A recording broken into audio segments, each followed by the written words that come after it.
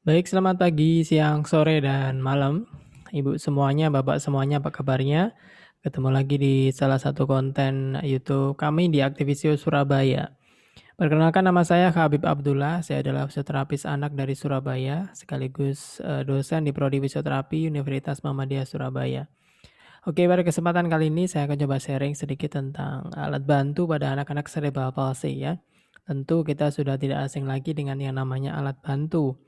Ada yang berbentuk sepatu ya, ada yang berbentuk splint, ada yang berbentuk standing frame, ada yang berbentuk alat-alat untuk berjalan dan sebagainya. Jadi cukup banyak sekali alat-alat bantu yang bisa dipakai dan biasa digunakan oleh anak-anak cerebral palsy. Ya pertanyaannya kenapa sih anak-anak CP itu butuh alat bantu gitu ya? Ya karena fisiknya mengalami keterbatasan, fisiknya mengalami kelemahan sehingga dalam bergerak, dia membutuhkan suatu alat yang memudahkan ya untuk bergerak di level sesuai usia atau level kemampuannya. Saya akan coba sharing beberapa yang saya ketahui, mungkin tidak banyak ya, hanya beberapa saja. Nanti untuk info lebih lengkapnya Bapak Ibu bisa mencari informasi di namanya OP atau ortotik prostetik ya. Jadi ortotik prostetik ini salah satu profesi kesehatan yang memang tugasnya untuk, membuat alat-alat bantu bagi pasien-pasien yang mengalami gangguan gerak ya atau mengalami kesulitan gerak ya, termasuk pada pasien cerebral palsy. Jadi kita mulai dengan, manfaatnya dulu, apa tujuannya dulu ya paling tidak. Ya tujuannya apa sih, anak saya harus menggunakan alat bantu gitu ya. Yang pertama adalah untuk mengkoreksi posisi. Ya jadi beberapa pasien cerebral palsy yang tipenya cukup berat atau yang, nanti dikhawatirkan akan terjadi kekakuan yang, lebih ya pada tangan atau kaki atau badannya, maka tujuan pertama adalah mengkoreksi posisi gitu, karena kita tidak 24 jam bisa memegangi tangan atau kaki si anak gitu ya, tidak bisa 24 jam kita, memberikan fisioterapi atau memberikan terapi latihan pada anggota gerak si anak yang mengalami keterbatasan. Sehingga koreksi posisi ini diperlukan supaya, posisinya bisa lurus, bisa berada pada posisi yang tepat. Karena kalau tidak dikoreksi maka akan muncul problem yang ketiga nanti ya, deformitas ya atau kecacatan lebih lanjut. Ya, jadi kakinya membengkok, tangannya mengepal secara terus-menerus, badannya tidak lurus dan seterusnya. Jadi poin 1 dan 3 ini jadi satu kesatuan ya. Ketika koreksi posisi itu salah atau tidak terjadi maka akan terjadi deformitas. Sehingga antara poin 1 dan 3 itu menjadi sebuah rangkaian yang saling berkait. Kemudian pada CP yang tipenya agak ringan gitu ya, itu bisa ke nomor 2 yaitu membantu dan mempermudah, dalam bergerak. Jadi pada anak-anak tipe CP ringan, masih ada spastiknya atau gangguan koordinasi gerakan, itu butuh alat bantu supaya gerakannya jauh lebih mudah, gitu. Jadi, tidak 100% menghilangkan, spastik ya atau koordinasi gerakannya, tapi paling tidak nanti mempermudah anak dalam bergerak. Jadi nanti 3 ini bisa dibedakan. Bapak Ibu bisa memetakan sendiri pada kondisi putra atau putrinya masing-masing, jenis CP dan tipenya tentunya ya. Kalau tipenya berat ya kita sementara ke mengkoreksi posisi dulu dan mencegah deformitas atau kecacatan yang menetap, gitu ya. Karena ya kembali lagi tidak 24 jam kita bisa memberikan program fisioterapi. Tapi untuk anak-anak yang sudah bergerak, bermobilisasi, bisa duduk, merangkak ya atau mencoba berdiri dan berjalan, maka alat koreksi atau alat bantu itu nanti dibutuhkan untuk mempermudah anak dalam bergerak, ya. Jadi ketika dipakein satu alat, misal sepatu gitu ya, anak jauh lebih mudah berdiri atau lebih mudah berjalan, ya. Itu adalah tujuan-tujuannya sehingga nanti Bapak Ibu bisa memilih, kira-kira anak saya ini dipakein alat bantu untuk apa gitu ya. Jangan sampai salah persepsi gitu ya, CP-nya tipe berat, dipakein alat bantu nanti dalam pikiran kita untuk bergerak gitu ya, anak supaya bisa jalan gitu. Padahal, secara prognosis atau kemungkinan kesembuhan yang tipe berat ya tidak terlalu bagus atau tidak mengarah ke berjalan, gitu. Jadi nanti bisa pilah-pilah sendiri tujuannya apa gitu ya, supaya tidak salah persepsi. Nah, ini adalah gambaran dari alat-alat bantu yang bisa dipakai dari atas sampai bawah atau ujung kepala sampai kaki gitu ya. Ini yang full ya, artinya semuanya, dipakai ya pada anak-anak CP yang tipe berat ini tentu akan, dipakai semuanya gitu ya. Yang tadi untuk mengkoreksi dan untuk, mencegah deformitas atau kecacatan. Kalau tidak dipakein bagaimana, Pak? Ya nanti lama-kelamaan tulang-tulangnya ataupun ototnya itu akan, tidak dalam posisinya gitu. Misal tangannya terlalu menggenggam terlalu lama akhirnya di sini tidak bisa dibuka ya, atau kakinya terlalu, jinjit ke bawah sehingga tidak bisa digerakkan sama sekali gitu. Atau jadi skoliosis ya, tulang punggungnya jadi membelok ya karena tidak ada, koreksi pada tengah tubuhnya.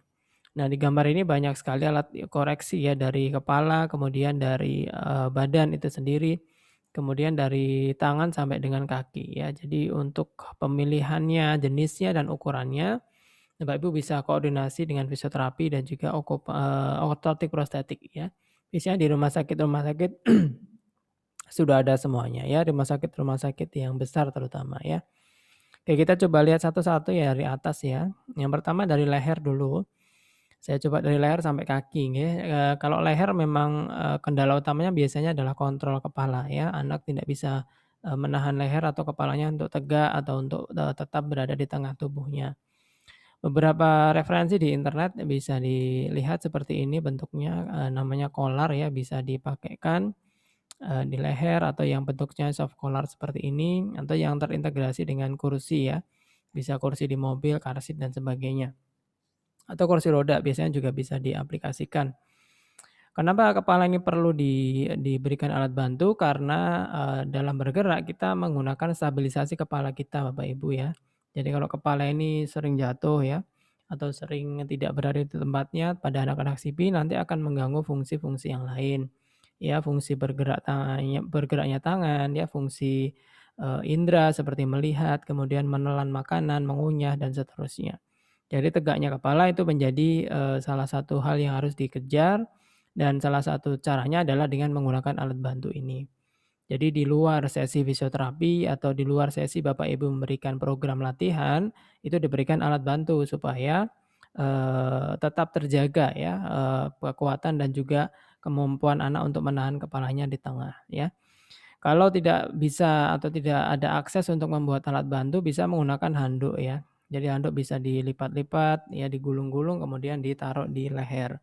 Ya kelemahannya tidak ada fiksasi atau talinya, nanti bisa dikasih tambahan. Asalkan dipastikan lehernya aman ya, tidak terlalu menekan. Jadi handuk bisa digunakan sebagai alat, alternatif untuk, mengganti kolar yang, berguna untuk stabilisasi lehernya. Oke, yang kedua turun ke bawah itu adalah semacam korset yang, dipasang sampai dengan seluruh badan anak tercover ya. Biasanya pada anak-anak yang sudah ke fase duduk, untuk lebih menegakkan badannya, ya dipakein namanya bisa korset, bisa TLSO gitu ya, yang membuat tulang belakang itu ada supporting-nya, supporting tambahan. Ya ini ketika kepala sudah bagus, tinggal ke bawah nanti alat bantunya pakai yang ke arah badan gitu. Jadi ketika anak didudukkan itu bisa lebih tegak ya, sehingga bisa diajari macam-macam ya, diajari kontak mata, cortical level, atau diajari aktivitas tangan yang lain gitu. Kemudian alat bantu yang selanjutnya di arah tangan dan lengan, ini adalah cock up splint ya, splint pada tangan yang berfungsi untuk membuka jari-jari dan pergelangan.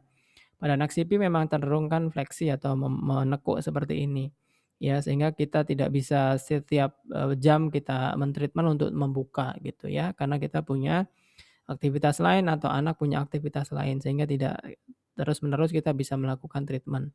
Ya, salah satu caranya adalah dengan memasang cock up splint seperti ini ya. Jadi ketika selesai program fisioterapi dipasangin supaya tangan ini tetap terjaga, ya terjaga untuk membuka gitu ya. Jadi di luar, aktivitas tangan dan bermain, dipakein alat seperti ini ya, bisa saat tidur juga bisa. Ini yang bagus yang seperti ini karena fungsionalnya tangan itu agak sedikit menekuk ya atau fleksi gitu ya. Jadi tidak benar-benar membuka full tapi ada nekuknya sedikit.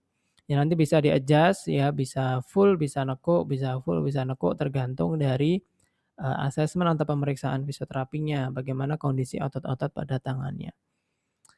Kemudian, ke, bawah yaitu, thoracolumbar, hip, ankle, knee, dan, foot orthosis ya. Jadi ini untuk anak-anak di Blegi biasanya ya, di Blegi itu yang kakinya sangat kaku gitu ya, untuk menjaga supaya panggul sampai kakinya itu benar-benar, lurus saat berdiri, itu bisa dipakai alat bantu seperti ini. Ya, jadi untuk badan ke atas atau sampai kepala itu sudah stabil, tinggal, badan atau panggul ke bawah, ya, sehingga bisa dipakein alat bantu seperti ini. Supaya ketika berdiri benar-benar pada tempatnya, pada posisinya, itu. Nanti bisa dilatih berjalan pada paralel bar atau berdiri pegangan meja itu juga bisa. Kemudian ke bawah ada area kaki yang biasanya sering terjadi adalah jinjit ya atau pelantar fleksi telapaknya. Ini banyak sekali alat bantu, ada yang fungsinya untuk, mengkoreksi, ada yang mencegah supaya, tidak terjadi kontraktur atau deformitas ke arah jinjit, dan ada juga yang berfungsi untuk, membantu jalan gitu ya. Yang model kaku seperti ini adalah untuk koreksi ya, untuk koreksi supaya tidak jinjit ya, supaya mencegah tidak kontraktur atau pemendekan. Kemudian ada tipe yang berguna untuk membantu berjalan, ya pada anak-anak yang sudah tahu cara berjalan itu dipakein yang ada engselnya sehingga bisa bergerak. Ya, sehingga engkel atau telapak kaki bisa naik dan turun saat dia, mengayuh kakinya untuk berjalan. Jadi jenis dan macamnya sangat banyak, nanti dikonsultasikan aja ke fisioterapis anak atau ke ortotik prostetik terdekat ya, untuk menentukan mana yang pas untuk problem anak ya. Karena masing-masing, punya problem dan tujuan sendiri-sendiri gitu ya, tadi yang di paling atas ya, apakah untuk mencegah kecacatan, mengkoreksi deformitas ya, ataukah, untuk membantu dalam bergerak dan berjalan ya. Jangan sampai, salah pilih, artinya misal dalam satu grup ada tawaran alat bantu A, B, C, D, ya jangan diambil dulu, tapi konsultasikan dulu sesuai kondisi anak masing-masing gitu. Oke, yang terakhir adalah, standing frame ya untuk berdiri, yang banyak juga diaplikasikan. Fungsi standing frame atau alat bantu berdiri adalah untuk ya berdiri gitu ya, di mana anak udah usia di atas setahun ya, di mana usia kronologisnya sudah waktunya berdiri, tulang-tulang butuh tumpuan, badan ketika harus melawan gravitasi.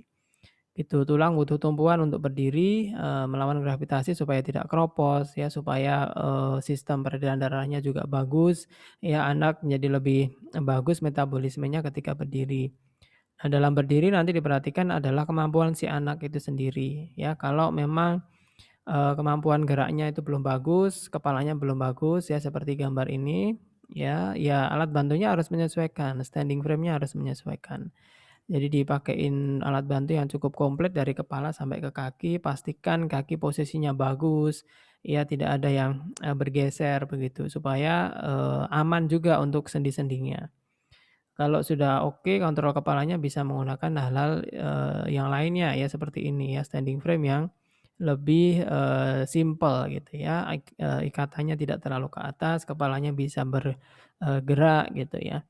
Yang perlu diperhatikan tadi adalah, ketika memberdirikan pastikan kakinya, bagus ya, tidak lemah, kalaupun lemah harus banyak digunakan alat bantu yang lain seperti dipakein splint seperti ini. Ya, dipakein sepatu koreksi dan dalam pemasangannya harus benar hati-hati ya. Harus di bawah supervisi dan juga, pengarahan dari fisioterapis, terdekat dengan Bapak Ibu semuanya. Jadi sama-sama berdiri menggunakan standing frame tetapi alatnya bisa berbeda, tergantung, kondisi anak masing-masing ya, apakah kepalanya sudah kuat, apakah badannya sudah kuat ya, apakah kakinya sudah pas posisinya, ya apakah kakinya, ada laksiti atau hipotonus sehingga butuh alat bantu yang banyak juga di kaki ya. Jadi berdiri tidak asal berdiri tapi, mengikuti kaidah-kaidah yang saya sebutkan tadi ya. Oke, kemudian, alat bantu bergerak yang lain seperti kursi roda, dengan desain yang khusus tentunya dengan ukuran yang disesuaikan dengan anak, ya, dan di kursi roda bisa dipakein beberapa komponen juga, seperti korset, ya, kemudian, supporting di lehernya dan juga sepatu koreksi juga. Jadi ukurannya harus pas ya, alat bantu yang dipakai juga harus sesuai ya, kombinasi dari beberapa alat bantu yang di atas tadi. Oke, yang terakhir alat bantu jalan, mobilisasi bisa walker, ya bisa kruk dan sebagainya, ya tergantung dari problem si anak. Ya bahkan sambil jalan pun dia, dipakein alat bantu di kaki ya. Jadi, bisa double-double, bisa seperti itu. Karena ini mempermudah gerakan si anak, ini gitu ya. Jadi kembali lagi fungsi alat bantu tadi ada 3. Yaitu untuk koreksi ya, meluruskan atau memposisikan suatu anggota tubuh ke posisi semula, kemudian mencegah deformitas atau kecacatan terutama untuk tipe CP yang berat ya, yang semuanya kaku gitu ya. karena kita nggak mungkin treatment 24 jam, jadi butuh alat bantu untuk dipakein di luar jam fisioterapi. Yang terakhir adalah membantu dalam bergerak seperti pada gambar ini. Jadi pemilihan alat bantu yang pas, yang sesuai itu dituntut untuk, bisa berkonsultasi dengan ahlinya ya, dengan fisioterapis, dengan dokter ya, dengan ortotik prostetik supaya alat bantu yang dipakein bisa pas, bisa sesuai dengan tujuan. Dan jangan lupa diskusikan dengan, profesi-profesi tadi untuk tujuannya ya, jangan asal dipakai atau jangan asal mengikuti teman yang lain karena satu anak CP dengan anak CP yang lain pastinya berbeda kebutuhannya, ya beda masalahnya, beda kebutuhannya, beda jenis alat bantunya juga. Jadi bisa jadi atau bisa dikatakan alat bantu untuk pasien A itu tidak bisa dipakai untuk pasien B. Dia tidak bisa buat gantian atau tidak bisa saling tukar-menukar gitu, karena masalahnya beda-beda. Dan biasanya di awal-awal penggunaan alat bantu anak pasti menolak gitu ya, karena ya tidak nyaman, memang dipaksa untuk dalam posisi yang bagus ya, yang selama ini anak berposisi yang tidak bagus, yang tidak sesuai, kelurusannya atau tidak sesuai dengan normalnya, kita paksa untuk ke posisi yang netral, yang bagus ya. Biasanya anak-anak akan menolak di sehari 2 hari pertama, tapi nggak apa-apa itu dilanjutkan aja supaya anak terbiasa pada posisi yang seharusnya gitu. Kalau dipakein di malam hari dan mengganggu pola tidur, biasanya dilepas dulu ya, supaya tidak mengganggu pola tidurnya. Jadi tidak memaksa juga waktu tidur malam gitu ya, lihat kondisi anak dan respon anak ya. Tapi paling tidak harus dipakein dan dibiasakan setiap hari ya, tidak boleh berhenti ya, tidak boleh menyerah hanya satu kali saja anak nangis kita sudah nggak pakein, ya jangan. Soalnya nanti ya akan tidak terkoreksi dan akan terjadi deformitas ya, butuh adaptasi untuk memakai sebuah alat baru yang memaksa dalam tanda kutip jaringan-jaringan tubuhnya, pada posisi yang sesuai gitu. Jadi ya harus dipakein terus secara rutin ya. Kalau enggak, bisa dibuat on off ya, misal setengah jam pakai, setengah jam lepas, setengah jam pakai, setengah jam lepas, dan seterusnya. Jadi respon anak tetap harus dilihat, reaksi harus dilihat karena kita harus pakein setiap hari secara kontinu. Baik, begitu aja dulu Bapak Ibu semuanya, kalau ada pertanyaan bisa ditulis di kolom komentar, kalau ada kelebihan datangnya dari Allah Subhanahu wa taala, kalau ada kesalahan, kekurangan datang dari saya, mohon dimaafkan ya. Kita ketemu lagi di video-video selanjutnya, jangan lupa untuk, sharing video ini jika bermanfaat untuk orang-orang di sekitar Anda. Baik, terima kasih, sampai ketemu lagi. Wassalamualaikum warahmatullahi wabarakatuh.